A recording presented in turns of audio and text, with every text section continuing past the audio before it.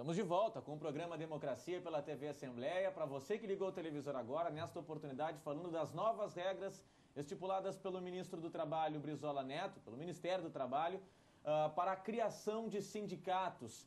Claro, desmembramentos, fusões, entre outras relações de trabalho vinculadas aos sindicatos de determinadas categorias. Nessa oportunidade, para você que está ligando o televisor agora, estamos recebendo aqui Cláudio Janta, que é presidente da Força Sindical, também vereador aqui de Porto Alegre, Rogério Fleischmann, que é procurador do Trabalho, e Paulo Klump, advogado trabalhista. Lancei a pergunta no bloco anterior com relação a essa possibilidade do trabalhador participar mais desses sindicatos, se tornarem sindicatos, mesmo que os regulamentados, não esses que acabaram sendo suspensos, notificados por irregularidades pelo Ministério do Trabalho através dessa nova portaria, deve incentivar que os sindicatos também atuem mais em prol desses trabalhadores, pegando o exemplo aqui que trouxe o advogado trabalhista Paulo Klump, com relação à questão dos rodoviários, problema recentemente vivido aqui na capital, pelos profissionais da categoria, e claro que atingiu toda a população que necessita do transporte público. Cláudio Janta. Ô Nicolau, a questão dos rodoviários, né? Hoje a gente vê muita imprensa noticiar que a comissão de negociação e a categoria está contra o reajuste. Na verdade não é isso, o reajuste ele é insignificante, mediante aquilo que nós falamos no outro bloco. Ele vai recompor a inflação e dar um aumento real de 2%. O que a categoria quer, na verdade, é condições de trabalho. Eles querem, no final de linha de ônibus, ter um banheiro. Eles querem, no final de linha de ônibus, ter um local para eles almoçar, para eles descansar. O que eles querem é mais segurança no ônibus à noite. O que eles querem é que seja revista a tabela de horário dos ônibus. A pessoa sai de um bairro, tipo o Leopoldina, no Morro da Cruz, ele tem 20 minutos para vir até o centro com esse trânsito. E se ele de acordo com a sua tabela, né? Se ele não cumpre a tabela, ele é penalizado. Se não cumpre a tabela, ele é advertido, ele toma outra advertência, aí já toma... pode chegar a levar o trabalhador a tomar uma justa causa. Então, o que os rodoviários de Porto Alegre estão buscando é que as outras reivindicações da convenção sejam atendidas. PLR, né, sejam atendidas. E o movimento sindical, ele volta a afirmar isso, ele tem que sair da mesmice. Essa questão do reajuste do transporte em Porto Alegre interessa só aos estudantes? Não, acho que interessa todo o movimento sindical, porque quem paga a passagem de ônibus é o comerciário, é o trabalhador da construção civil, é o metalúrgico, é o funcionário público. Essa pessoa que usa o ônibus, essa pessoa que paga a passagem do ônibus. Então essa discussão interessa a todos nós. O senhor trouxe um bom exemplo no intervalo, né? Justamente na questão quando se discutia se o comércio deve abrir ou não no domingo na capital. O exemplo, né, da categoria que eu pertenço, né? Nós fizemos um plebiscito e a categoria diz, não, nós queremos trabalhar Dia das Mães, queremos trabalhar Dia dos Pais, queremos trabalhar no Natal. Uma percepção diferente. Diferente, então tu tem que estar em contato com a categoria permanente. Tu tem que ouvir os anseios da categoria. Tu fica achando que tu dando um reajuste basta, né? É que nem o teu filho, tu acha que eu dar a escola pro meu filho basta. Não, mas ele quer que tu acompanhe, ele quer que tu exija dele lá as lições de casa cumpridas, o horário do colégio, que não falte aula, ele exige isso. E o trabalhador também quer isso, ele quer o sindicato lá, dia a dia, sabendo o que ele está precisando, sabendo as suas necessidades. Nós agora estamos numa luta para garantir o emprego dos óticos em Porto Alegre, que está para ser extinta a categoria. Ser extinta, porque estão dizendo que óculos tu compra em qualquer lugar. Quer dizer, não é o papel do sindicato se envolver nisso. É o papel do sindicato se envolver nisso. Garantir o posto de trabalho, garantir o emprego e principalmente condições de trabalho. O comércio de Porto Alegre fez, desde que eu sou dirigente do sindicato, umas 3 greves. E as 3 greves, nenhuma foi por aumento de salário. Todas foram por condições de trabalho. As americanas, aí nós fizemos greve, ela não deixava as mulheres usar a escada rolante, as mulheres grávidas usar a escada rolante para ir no banheiro. Né? Eles tinham que paralisar, e não foi por aumento, foi por condições de trabalho. Então, em várias greves hoje em dia, várias manifestações, essa dos rodoviários é um exemplo clássico que a população, que os ouvintes têm que ver. Ele não é por aumento de salário, é por dignidade, por condições de trabalho. Então, se o sindicato não está junto com a categoria, ele não sabe a realidade. Né? Nós participamos de um evento com os rodoviários na VAP, na empresa VAP, que não era reajuste de salário, eles queriam uma sinaleira para poder atravessar a rua, os caras estavam se acidentando. Esse é o papel do sindicato. Né? Quando na OIT pede o trabalho decente. Isso nós estamos discutindo na Força Sindical e nas conferências de trabalho decente. É muito simples dizer que o trabalho decente é só a relação de trabalho. É só lá no local de trabalho. Nós entendemos que não. É a relação, o local de trabalho e as condições de acesso a esse trabalho e a dignidade das pessoas. Como é que um trabalhador que está na empresa ganhando 2 refeições, ou 3 até, depende do ramo da empresa, ele toma o café da manhã, almoça e janta dentro da empresa. E a família dele tem que comer em casa. O transporte que leva esse trabalhador não é decência no trabalho? Pode um cara que mora na Restinga ficar 2 horas dentro do ônibus para vir até o centro? Isso não é decência no trabalho? A pessoa está no seu local de trabalho e não sabe se seu filho está numa creche, está numa escola de turno integral ou está à mercê do tráfico. Isso não é decência do trabalho? Saúde, 24 horas. Saúde, ter acesso à saúde, isso não é decência no trabalho. Eu estou trabalhando, a minha mulher fica doente, ou meu filho sofre uma doença, aí chega lá, a emergência do hospital está lotada, seja lá o posto de saúde está fechado. Isso não é... Isso, tudo o movimento sindical tem que se meter. Nós não podemos ficar naquele mundinho ali do aumento salarial. Isso é cômodo. Aí isso permite o sindicato de gaveta. Isso me permite, Janta. Claro. Isso que ele está dizendo, o Janta está falando, é exatamente o que eu falava antes da irreversibilidade do processo, relacionado ao protagonismo do trabalhador. Isso é um fator que me parece que é inevitável a partir de agora, porque sempre se tratou, e eu estou sujeito a apanhar aqui dos meus colegas, mas sempre se tratou o trabalhador no Brasil de uma forma, é o coitadinho. Vamos protegê-lo porque ele é o coitadinho, ele é o hipossuficiente, ele não pode se defender. Num modelo de sindicato forte, a partir do presidente Lula, parece que esse processo se intensificou, de fortalecer o movimento sindical, com o reconhecimento das centrais, enfim, toda da legislação que veio, e do próprio protagonismo dele como sindicalista. Mas, a partir desse processo, nós já temos sindicatos fortes, nós temos dinheiro dentro do sindicato. Em princípio, temos dinheiro dentro do sindicato. E quais são os 2 tipos de sindicato que eu vejo que viram as costas para o trabalhador? O primeiro deles é o de fachada, é o de gaveta, é o que não quer o trabalhador por perto, porque vai ser contestado, porque o trabalhador diz, mas eu estou te entregando dinheiro, tu não me responde. Esse é um tipo de sindicato que nós temos que extirpar a todo custo do sistema. Mas existe um outro tipo de sindicato que ele volta as costas para o trabalhador porque ele tem uma ideologia, um ponto de vista, uma ideologia, e isso é reflexo, vamos dizer assim, do movimento lá de fim da ditadura e tal, que a tensão que se intensificou a tensão por conta do processo todo de abertura, etc. Mas que é um tipo de sindicato que não quer ouvir o trabalhador porque considera o trabalhador alienado. O trabalhador, ele tem relação muito próxima com a empresa, então esse trabalhador não me interessa.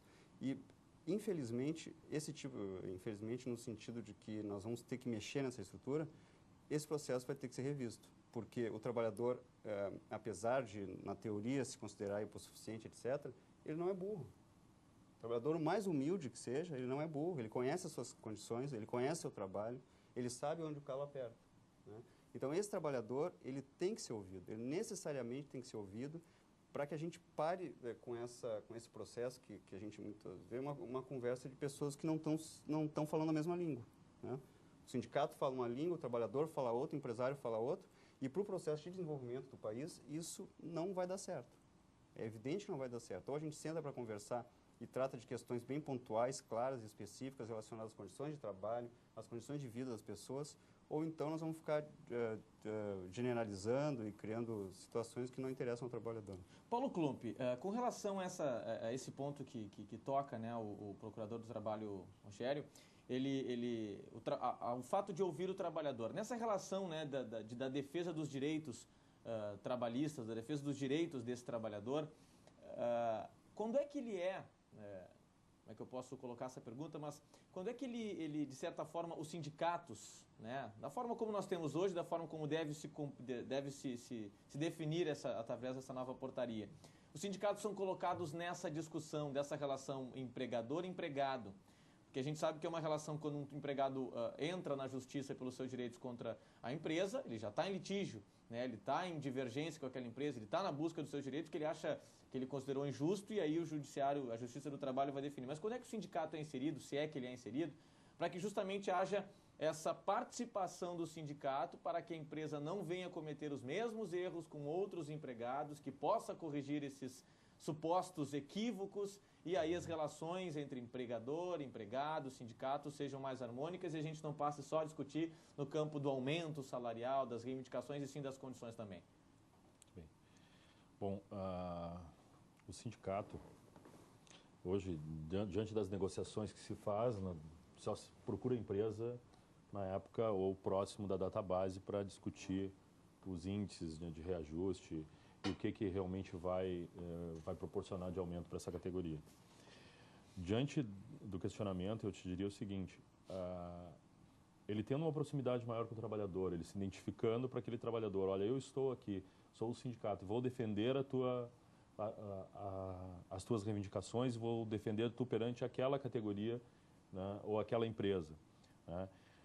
O sindicato ele não pode, em nenhum momento, ser inimigo da empresa. É isso que eu vejo. Tá? Ele tem que se aproximar dos dirigentes da empresa para que ele consiga também bons resultados, não só na negociação coletiva, mas como ele também consiga resultados para defender o trabalhador. Tá? No momento em que se chega com uma ação judicial, né, perante um juiz, o litígio está formado, já não existiu nenhum consenso entre as partes. Tá? O sindicato, eu acho que pode muito bem representar o trabalhador no momento em que ele sofre um acidente do trabalho, em que ele foi negado assistência, foi negado o transporte, a empresa não cumpre regras do próprio acordo coletivo, ela assina, pactua lá aquelas negociações e depois ela se acomoda e não busca atender, né, esse trabalhador. O sindicato, ele tendo essa participação, ele sabendo que isso está acontecendo, ele pode vir a intervir, ele pode convocar a empresa, né? Muitas vezes o próprio empregado, o que ele faz? Ele vai até o Ministério do Trabalho, procura o setor de conciliação, né, faz uma notificação para o fiscal e aí a empresa é chamada para discutir aquele caso. Né? A situação da grávida que não consegue acesso a determinadas situações do próprio ambiente de trabalho, ou ela está sendo exposta a algumas condições anormais, né, do que ela vinha praticando, porque às vezes a gente encontra situações comuns de empresários que, porque a empregada teve uma situação que ela impede de exercer 100% da sua atividade, ela é afastada, ela é reprimida, ela é deixada de lado. Não falo só da empregada, mas também em termos de empregados também isso ocorre, né? Não só do sexo feminino, mas do sexo masculino também, né? Mas essa participação ela não pode ser do Ministério do Trabalho. Eu acho que o Ministério do Trabalho está ali para fazer esse trabalho, para buscar essa resolução do conflito, mas o sindicato, ele tendo essa identidade, ele sendo participativo do trabalhador e ele tendo o contato da empresa, negociando com a empresa, ele pode sim intervir, né? Claro que ele também tem a parte jurídica e os seus advogados que poderão ajuizar a ação contra a empresa, caso a empresa realmente não atenda, né? Há pouco tempo atrás aí nós tínhamos as comissões de conciliação, né? No sindicato não funcionou muito bem, as coisas meio que pararam, mas isso é uma situação em que a empresa poderia amadurecer muito, né, com isso. E voltando à questão sindical, essa é a minha opinião, que eu acredito que o sindicato tem que se identificar, ele tem que aparecer, não só ficar omisso para o empregado ou aparecer para o empregado, ele tem que aparecer no todo, né? Até como alternativa para amenizar situações das mais diversas. Né? Eu acho que volta a afirmar isso, né? Tem até alguns sindicalistas que ficam bravos com o que eu digo, mas eu acho que não é modernizar, mas nós temos que rever os nossos conceitos, né? Eu acho que o movimento sindical, eu digo isso nas plenárias, reuniões que eu vou, eu acho que a divergência nossa com os empresários, hoje em dia, ela é ali de 10%, 15%, pode ser resolvida, como disse o Paulo ali, o cara estando presente lá e sabendo a realidade da empresa. Agora, nós temos que nos juntar para uma série de coisas. Hoje, o que vou te dar um exemplo.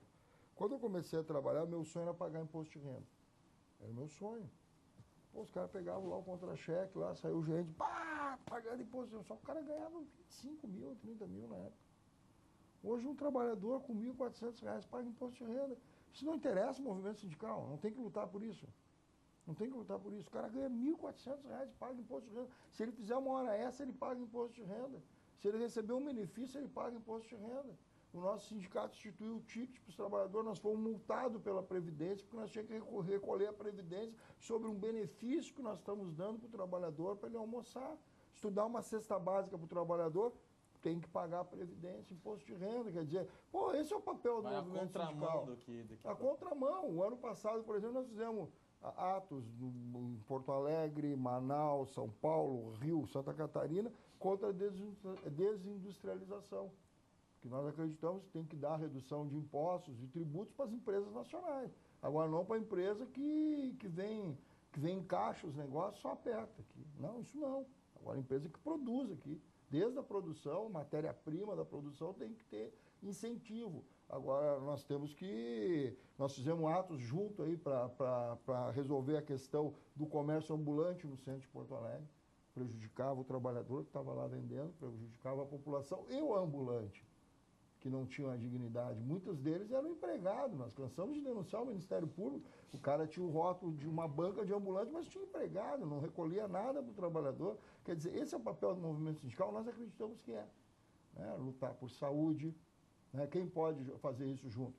Os empresários. Porque hoje em dia, um trabalhador vai procurar um emprego, a primeira coisa que eles perguntam numa empresa, tem plano de saúde? Tem plano de saúde. Primeira coisa que o trabalhador pergunta. Só que na Constituição a saúde é um bem de todos. Está lá na Constituição. Está lá, ela é pública, ela tem que ser pública. O que era para ser um complemento, que o início do plano de saúde, o que era? O cara tinha o setor público e tinha um complemento que a empresa dava ali, se o cara quisesse uma consulta do médico especializado, um quarto melhor. Hoje em dia não, virou uma questão de necessidade das pessoas, um plano de saúde. Nós não temos que lutar por isso. Nós lutamos para que aprovasse no Congresso a emenda 29, que tirava da saúde lá a questão do lixo, que tirava da saúde. Quer dizer, o movimento sindical ele tem que entrar nas questões do dia a dia das pessoas. Isso é lutar pelo trabalho decente. Tudo isso é decência. O cara ter acesso à saúde é decência, o cara ter um emprego digno é decência, o cara melhorar a tabela de imposto de renda e ele ter um dinheiro no bolso é decência. Não adianta hoje nós conseguimos até R$6.000 isenção do imposto de renda no PLR. Já é um avanço. Nós queremos melhorar isso aí. Né? O Brasil é o único país que tu paga imposto sobre o que tu produz, sobre o teu salário.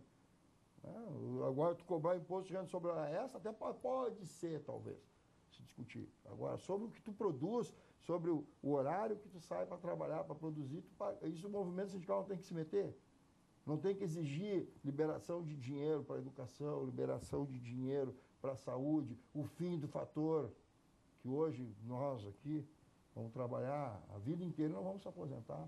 O governo quer 105 e 95 anos. E aí o cara com 50 anos já é velho, 45 anos já é velho para o mercado de trabalho. Então nós vamos ter uma gama de pessoas vivendo do seguro-desemprego do Bolsa Família. 45 anos é velho para o mercado de trabalho, mas diz que tu te aposenta com uma conta de 105, de contribuição e de idade, quer dizer, vai trabalhar onde?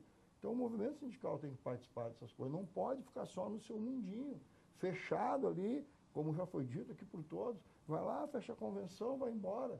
Acabou. Até dentro dessa questão que você coloca, eu estou numa segunda pergunta. Logo na abertura do programa, né, eu falei que as medidas recentemente divulgadas pelo Ministério do Trabalho, pelo ministro Brizola Neto, acabaram suspendendo 23 federações de trabalhadores, né, porque algumas delas até tinham menos de 5 sindicatos filiados, o que fere a lei. Né, outros 940 sindicatos foram notificados por irregularidades. E 1.800 processos estavam perdidos em gaveta, segundo o ministro Brizola Neto.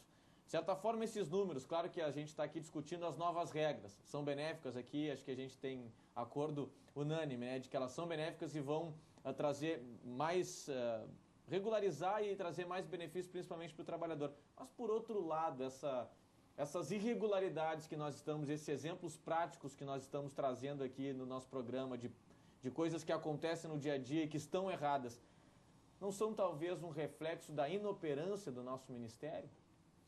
Durante esses anos, na avaliação de vocês? Na verdade, Nicolau, nós temos que... Outra coisa que o movimento sindical tem que lutar é pela reestruturação do Ministério do Trabalho e do Ministério Público. A inoperância se dá pela falta de auditores fiscais, a inoperância se dá pela falta de funcionários. Tu não pode, eu vou te dar um exemplo.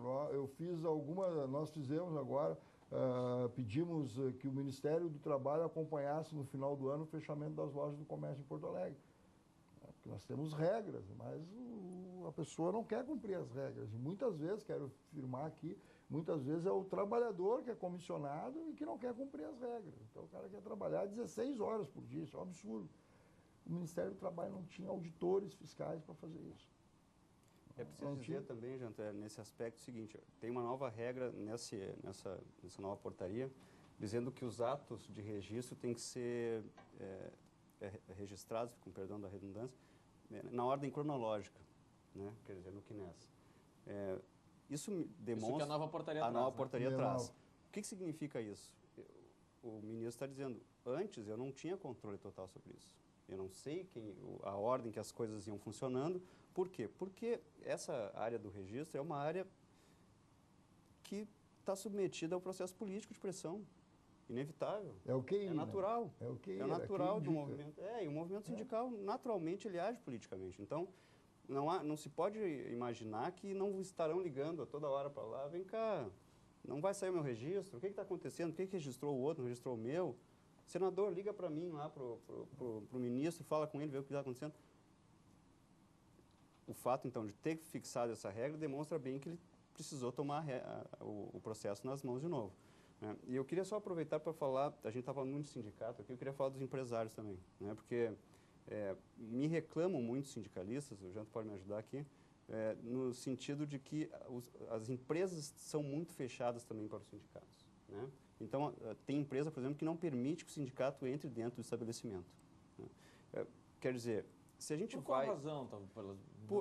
Justamente, vamos chamar de granalização, enfim, um processo de afastamento, de luta, que eles, vamos remeter lá ao marxismo, a luta de classe, enfim, mas no Rio Grande do Sul a gente tem já uma tendência à disputa, né? E então aqui fica cerrado esse processo de luta de classe, trabalhador, empresário, e nesse processo que a gente está chamando aqui, dizendo, olha, o sindicato tem que se abrir para o trabalhador, ele só vai poder se abrir para o trabalhador se a empresa também se abrir para o sindicato, né? E numa relação de mínima confiança. Né? Quer dizer, não pode mais a gente ficar naquele embate, não, eu não confio nele, eu não confio em ti, tu não confia em mim, e eu atiro para cá, tu atira para lá e vamos ver quem é que ganha. Na verdade, é um sistema de perde-perde, ninguém ganha nisso. Porque quando tu tem acesso, o que pode ser normal para a empresa, para nós pode ser atrocidade. Né? O meu setor, por exemplo, nós temos uma facilidade de ter acesso à empresa. Porque ela é pública, o cara não pode proibir de entrar, então tem facilidade de ter acesso à empresa. Nós, junto com o Ministério do Trabalho, o Ministério Público, nós conseguimos normas reguladoras para o setor do comércio, que hoje em dia salvam vidas.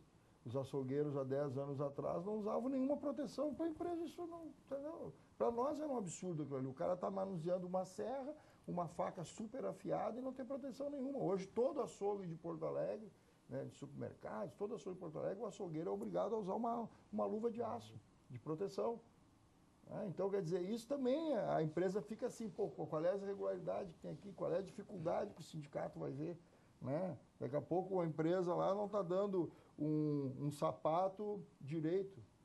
O cara está trabalhando no meio de produtos químicos, civil, por exemplo. Produtos químicos, na construção civil, produtos químicos, não sei o quê, não está usando máscara de proteção, não está usando uma bota. A minha primeira greve que eu fiz, isso eu conto para todo mundo, foi aos meus 13 anos de idade, com um sapato, que eu trabalhava na construção civil.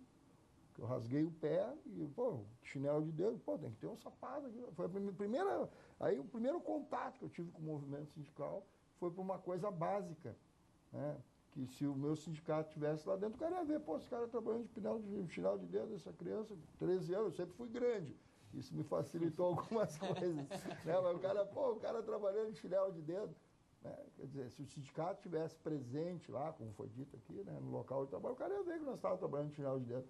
Então, quer dizer, essas coisas, aproximação...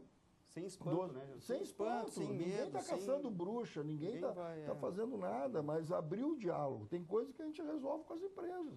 Senta com a empresa, ó, isso aqui está errado. Tem coisas que nós temos que acionar Ministério do Trabalho, Ministério Público. Nós tivemos casos de empresa, nós temos uma causa nossa na convenção que diz que toda empresa tem ou paga o auxílio creche para os funcionários ou dá a creche. Nós tivemos um caso de uma empresa que as creches eram tudo de fachada. Tem uma cultura Fachada. também, Nós né? denunciamos, o Ministério Público chamou a empresa. Hoje nós resolvemos, mas era tudo fachada, entendeu? Tem Então, uma quer cultura dizer, também no meio do empresariado, de um modo geral, não vamos generalizando, mas vamos falar que ocorre de fato que a empresa prefere pagar uma indenização trabalhista do que, né, gastar ou investir em segurança desse próprio trabalhador, em condições de trabalho, porque às vezes a ação trabalhista acaba sendo mais um custo inferior ao investimento que ele faria para todos os trabalhadores, né, se fosse a comunidade, que essa é uma cultura que também mas se o sindicato, erroneamente, mas né, se o sindicato ele está diariamente, Presente. quando foi dito aqui por todos nós aqui, presente, né, ele vai alertar o trabalhador. Ó, tem direito a hora extra. Né? Não vai ser uma coisa que hoje em dia, o que a empresa se baseia? De cada 10, um procura a justiça. Exato.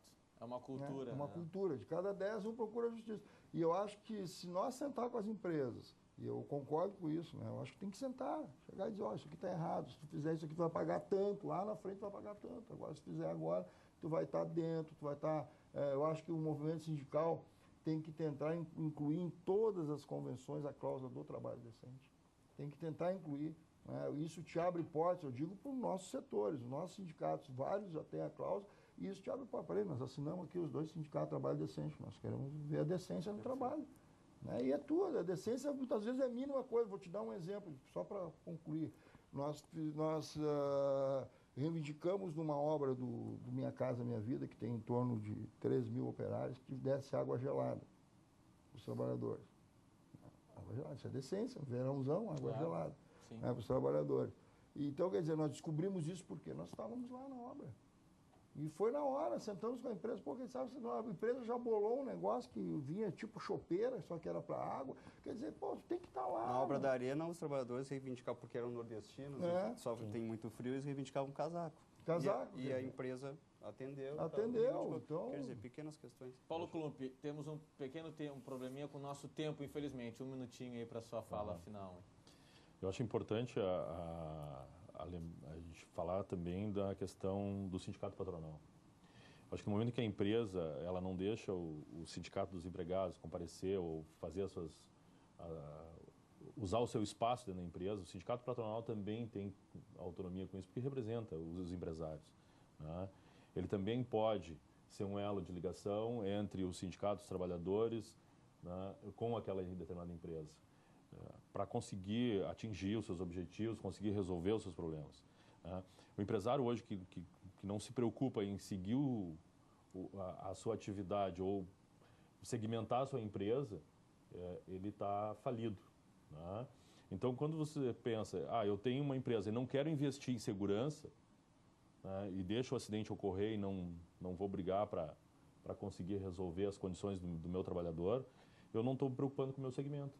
Né? Então, a minha empresa vai sucumbir daqui a pouco. Eu tenho que ter condições de seguir com ela e permanecer e ter bom resultado. E isso vai ser muito benéfico para o empregado. Né? Eu dar as condições de trabalho para ele. Bom, infelizmente aqui nosso tempo está encerrado, o programa Democracia, mas acho que o assunto é bastante rico, bastante importante e que a partir da definição, então, no início do mês de março, do ministro do Trabalho, Brizola Neto, desta nova portaria, as regras passam a valer a partir de 30 dias contado, então, desde o dia 4 de março. Essas novas regras para abertura de sindicatos, federações, entre outras entidades ligadas aos trabalhadores e outras categorias. Agradecendo a presença de todos vocês, Paulo Klump, Rogério Fleischmann e Cláudio Janta. Voltem sempre aqui, porque acho que o assunto é rico e vai fomentar outros debates relacionados a isso também. Bom trabalho para vocês, obrigado pela participação. E obrigado também para você que está em casa, obrigado pela sua audiência e por nos receber aí na sua casa. Até a nossa próxima edição. Tchau.